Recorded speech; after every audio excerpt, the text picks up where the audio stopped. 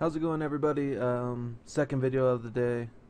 I'm putting out as many as possible, so forgive me if I'm kind of flooding your subscription box if you're subscribed to me, but I'm trying to get a lot of content out there. As said in the previous video, this video's topic is SSDs. I want to talk to you guys about, are they worth buying? Do they really provide that much more performance? Are they worth it, basically? Because plain and simple, you can get a terabyte hard drive right now for like 75 bucks, whereas you could only get like a 60 gig or 60 to 80 gig SSD for that price. And it kind of it sounds ridiculous sometimes, but they really do add quite a good amount of performance. As usual, guys, subscribe to the channel if you haven't already. Like the video. Everything helps me out, so anything you could do, positive, negative, doesn't matter to me. Just give me some feedback. So let's go ahead and get started. Obviously, as usual, we're going to Newegg. First, before we even start, I'm going to throw up a picture right here. This picture basically, it shows you my solid state drive, the one I purchased. I paid like $75 about that for it. And then I'm going to throw this video up. And this video, I cut the sound out of it because I had my TV on in the background. It's to show you guys my startup time. I know it seems kind of lengthy, but really you want to time it from when the little Windows animation shows up, not the post BIOS crap, because the SSD doesn't take over until it boots into your operating system. So from when the Windows start, like the little animation starts, to when my computer is ready to use, is probably about 8 seconds. I haven't timed it, so don't take my word on that. But basically, it's just to show you guys what you can get for what you can get if you buy a solid state drive. Now that the video's over, we'll go ahead and we'll get back into it. We're on Newegg. We'll go to their solid state drive section. Also, I did a little modification on the AMD build. It's the one I did in two videos ago or so.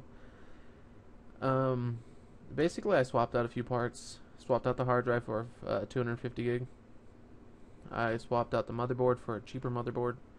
Swapped out the power supply for a 430 watt, the one I have. And I swapped out the memory for cheaper memory. I swapped out the graphics card as well. Now this thing, it will game like my computer right now. It's gonna perform fine. It's gonna play all the games right now, mid settings, without any problems. But I was able to get it down with the monitor, keyboard, mouse, and everything down to $718.97. If you take the monitor out, that's minus $100, and you're looking at a $600 gaming computer. It's a great deal. You guys, if you want more details on it, I'll go over it in greater depth. But for now, let's get back into the SSDs. This is the newer version of the SSD I have. I have the 830 series because I bought it a while ago. As you can see, they go up to a terabyte, but the problem with the terabyte SSD is the price. Look at that. $1,600 for 1 terabyte of space. And that's not even a full terabyte, it's 960 gigs. It's ridiculous. Notice how every other terabyte one is out of stock. That's because people buy them. Even though they're ridiculously priced, people buy them. But let's go back and get into something more people can afford, which is the 128 to 240 gig range. I recommend the 128 because it gives you enough room for your operating system and your programs, and you could just buy a separate hard drive as a storage drive like I do. Personally, as you saw in the picture, I have a 64 gigabyte SSD. Really, they're great things to buy if you have the money. As you can see, they run about $100 for the 128s. If you have the money, I would highly suggest getting one. My favorite of them are the Samsung ones. Let me show you which one I have, see if it's still on here. 3030 series. No, I have this one, but in the I have 64 gig of it. As you can see, it's 129. Mine was $100, but I got it on sale for like 75. Well worth the money. Go for a little bit higher range. Don't skimp out and get a cheap SSD. They will provide a good deal of performance for your money. They allow you to launch programs very fast. I mean, let me just show you guys real quick.